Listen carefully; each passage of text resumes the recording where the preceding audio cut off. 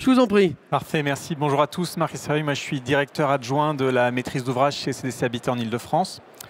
Et donc, accompagné de l'architecte et de l'entreprise, on va vous présenter notre opération de réhabilitation sur élévation à Belleville, dans le quartier de Belleville, dans le 19e arrondissement.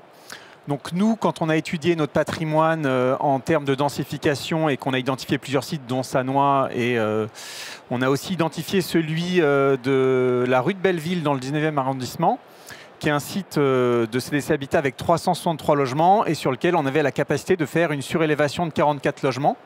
Donc on a profité d'avoir l'inscription de ce site dans notre PMT pour sa réhabilitation pour venir faire cette surélévation de façon concomitante. On en a également profité pour faire une résidentialisation des extérieurs et également la création de locaux communs à rez-de-chaussée. Plus en détail, le programme travaux, donc pour ce qui concerne la réhabilitation, il est assez classique. Il se repose sur les 4 piliers classiques d'une réhabilitation d'un bailleur social. Donc la sécurité des biens et des personnes, la pérennité des ouvrages, l'amélioration thermique des logements et le confort des locataires. Et donc avec, là en l'occurrence, une certification BBC Rénovation, Plan Climat, alors beaucoup d'autres certifications aussi pour la surélévation. Surélévation donc de 44 logements répartis sur 6 immeubles. Donc on n'a évidemment pas surélevé la tour principale, mais les immeubles qui sont autour, avec des niveaux de surélévation qui, eu égard à la déclivité de la rue, ne sont pas du même nombre sur chaque immeuble. Ça vous sera présenté ensuite. Donc ces travaux ont nécessité des reprises en sous-œuvre, le prolongement des ascenseurs et des escaliers, et ça a été mené 100% en site occupé. Et je vais donc passer la place à Madame Stenberg pour la suite. Bonjour. Hop, je voulais revenir en arrière, si j'y arrive. Non. Bon. Pourquoi ça ne marche pas? On ne peut pas revenir en arrière? Ah, ça y est, je suis impatiente. C'est un petit peu plus long sur la marche arrière, mais ça marche aussi. Oui, je reviens quelques secondes sur le programme travaux. En fait, vous pouvez voir sur ce visuel qu'il y a 3 bâtiments existants. La fameuse tour qui fait 17 étages, donc on n'a pas envisagé une seule seconde de la surélever. En fait, CDC avait donné le programme qui disait on veut 44 logements, à vous de voir comment, évidemment, comme c'est souvent le cas sur les programmes. Et nous, on a fait le premier exercice, c'est de calculer tous les prospects. On est allé directement en mairie, c'était juste avant le Covid. Donc on est arrivé à aller voir le PASU un peu plus facilement qu'aujourd'hui. Et en fait, on s'est rendu compte que si on comblait tous les espaces qui existaient, qu'on appliquait le PLU au maximum, on faisait les 44 logements pile poil. C'est-à-dire on n'avait aucune possibilité, aucune marge de manœuvre, en partant tout de suite sur l'hypothèse qu'on était en bois. On vous expliquera pourquoi tout de suite on est parti sur le bois. Et c'est la raison pour laquelle il y a les 6 bâtiments les plus bas, ou plutôt le petit bâtiment tout seul, Z1, et le grand bâtiment que moi j'ai toujours appelé le paquebot. Mais en fait, c'est 7 cages d'escalier et il ne s'agit pas d'un projet de surélévation au singulier, mais vraiment d'un projet de 7 surélévations, puisque finalement, ça a été vécu comme 7 vraiment chantiers, enfin même 8 chantiers avec la réhabilitation, en un. Et c'est la raison d'ailleurs pour laquelle le chantier a duré 2 ans et demi. Il faut le savoir parce que il fallait surélever 7 cages d'ascenseur, 7 cages d'escalier et avec un bâtiment qui, donc on va le voir maintenant, hop, sur le prochain visuel. Le bâtiment existant est... hop, c'est ça le vert? Non, bon, peu importe. Le bâtiment existant, c'était un grand bâtiment tout en longueur avec des balcons filants, qui avait une certaine homogénéité en termes de traitement initial, mais qui s'avérait être vraiment une architecture différente. Il y avait des retraits dans tous les sens, donc les toits de ce bâtiment étaient très découpés. On le voit d'ailleurs assez bien sur la proue, où on a comme un genre de crénelage horizontal. Et en fait, la surélévation était complexe, puisque les refends n'étaient pas parallèles entre eux. Les épaisseurs de bâtiments étaient toutes différentes et on avait ce crénelage. Donc notre concept architectural a été de se dire on a 3 bâtiments avec des épaisseurs différentes, des constitutions différentes. On a appris plus tard des structures différentes, même des fondations différentes. Alors que le patrimoine sur le papier est quand même assez homogène et en fait pas du tout, enfin visuellement en tout cas. Et donc notre premier travail ça a été de se dire on va rendre un projet le plus homogène possible, le plus unitaire, pour avoir le sentiment, même à terme, que la surélévation a toujours existé.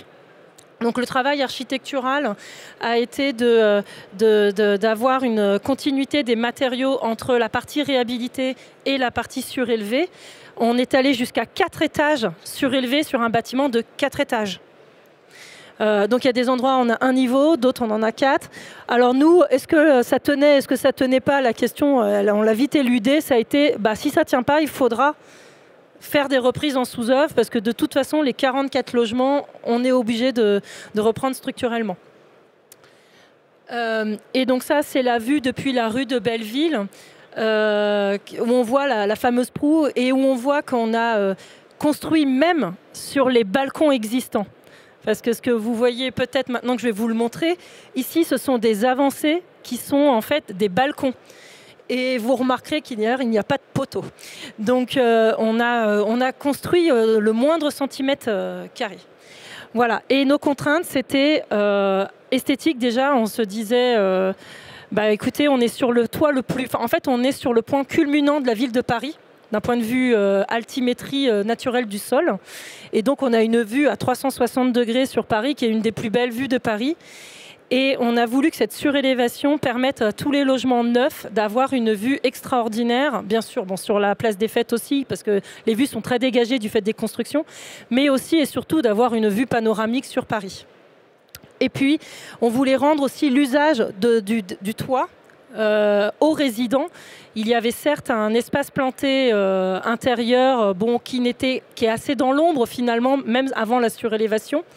Et on s'est dit qu'il fallait que le toit de cette surélévation devienne accessible à tous pour que tous ceux qui habitent au sein de la résidence puissent bénéficier de cette vue. Donc on s'est donné cette contrainte-là.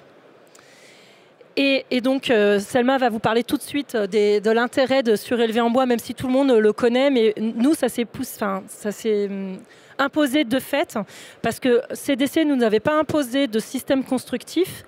On pouvait être en béton, on pouvait être en structure acier, ce qui nous aurait sûrement arrangé, puisqu'on est déjà sur des bâtiments de 3e famille B. Et à partir du moment où on venait rajouter un étage, on basculait tout de suite en 4e famille.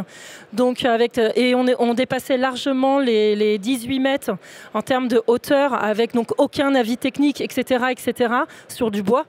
Donc on aurait pu basculer assez vite sur d'autres choses que le bois, mais pour autant... Pour autant, on est allé sur le bois, effectivement, qui est un matériau, on le sait, avec beaucoup d'atouts.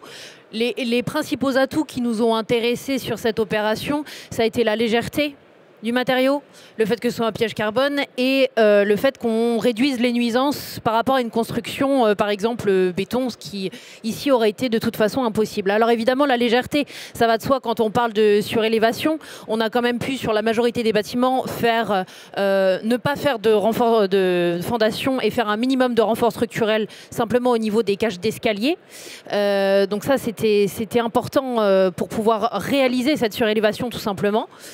Ensuite, on est resté sur ce matériau aussi pour des questions de carbone, puisqu'effectivement, comme l'a dit Madame Seridberg, on aurait pu aussi penser à de la charpente métallique. Par endroit, on a eu recours à ce matériau, mais effectivement, question économie carbone, on n'est pas du tout sur les mêmes niveaux qu'avec le bois.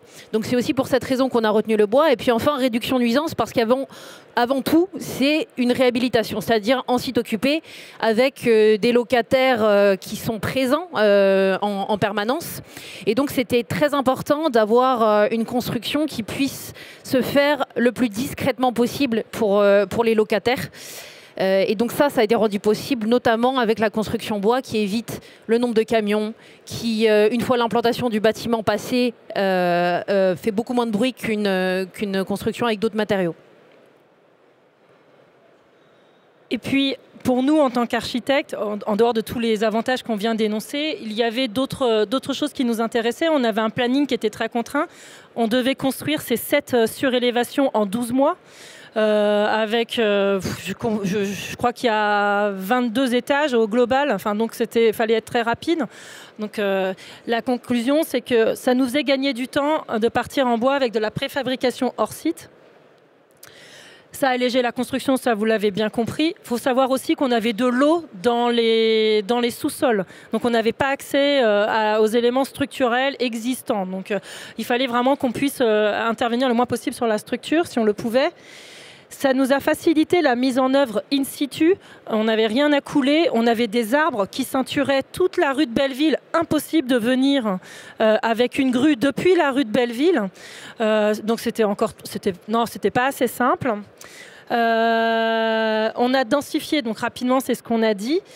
Et puis, ça a limité les nuisances avec les résidents, parce que comme je vous ai dit, il y avait 7 bâtiments qui étaient surélevés, et il y avait en moyenne 3 logements, quand ce n'était pas 4 logements par dernier étage. Donc ça faisait près d'une trentaine de locataires impactés au quotidien par la surélévation. Donc plus vite on œuvrait, plus vite on pouvait fermer le clos couvert, on était hors d'air, hors d'œuvre, et plus vite, moins on les gênait, même si on a eu quelques gênes. Et puis, ça, c'était une demande aussi de la CDC. Ils souhaitaient qu'il y ait une certaine réversibilité des logements, c'est-à-dire qu'on faisait des T3, des T2, et puis peut-être à terme devenir des T5. Inversement, il fallait qu'on fasse des plus petits logements. Et avec, comme on peut le voir sur ces photos, on avait des tout petits éléments structurels bois intérieur. Donc, on avait un système poteau-poutre, donc poutre en acier, mais poteau en bois. Et finalement, c'était les murs périphériques qui portaient beaucoup. Et donc, on voit bien qu'on peut même à terme faire des penthouses si vraiment le cœur en dit à CDC. Alors, les contraintes de site. Oui, alors le fait d'être dans un site occupé, ça avait certaines contraintes, mais il y en avait d'autres, bien sûr. Alors, la gestion des intempéries, on l'a vu, était importante, mais on a dû aussi gérer en milieu parisien dense les approvisionnements par une toute petite aire de stockage. On a dû créer une dalle pour les besoins du chantier, voilà, où monte Madame Steinberg, puisqu'avant, on avait des jardinières à cet endroit-là, et on a dû rendre en état, bien sûr, les aménagements communs après le chantier. Donc on a dû se créer notre zone de chantier pour pouvoir intervenir. Et surtout en dessous, il y a des parkings qui aussi étaient occupés. Donc ça veut dire que quand on met une grue dessus, typiquement et concrètement, il a fallu faire des renforts au niveau des poutres pour pouvoir poser la grue au bon endroit et pouvoir approvisionner les panneaux quand même à la grue, parce que ce chantier sans grue aurait été très compliqué, voire infaisable. Donc ça, c'était une des contraintes. Les autres contraintes, bien sûr, c'était si on peut appeler ça une contrainte, c'est le fait qu'on est parti sur de la préfabrication justement 2D, et donc forcément c'est assez efficace, et ça demande une anticipation dans les études, mais ça demande aussi dans le cas d'une préfabrication sur de l'existant, d'avoir des relevés géomètres précis et de effectivement mettre à jour régulièrement les plans, parce qu'on fait un premier relevé géomètre et ensuite on est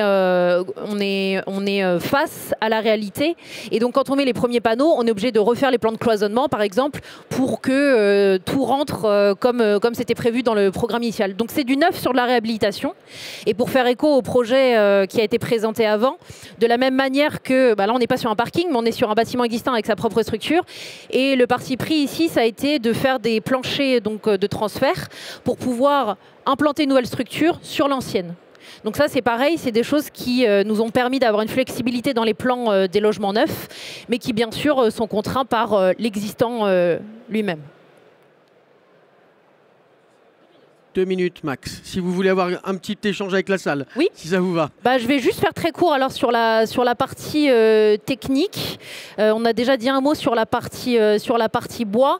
Alors je vais parler surtout d'un aspect technique particulier sur la surélévation bois, puisqu'on est sur des hauteurs avec des planchers à plus de 28 mètres, donc au-delà des seuils de technique courante pour les façades bois.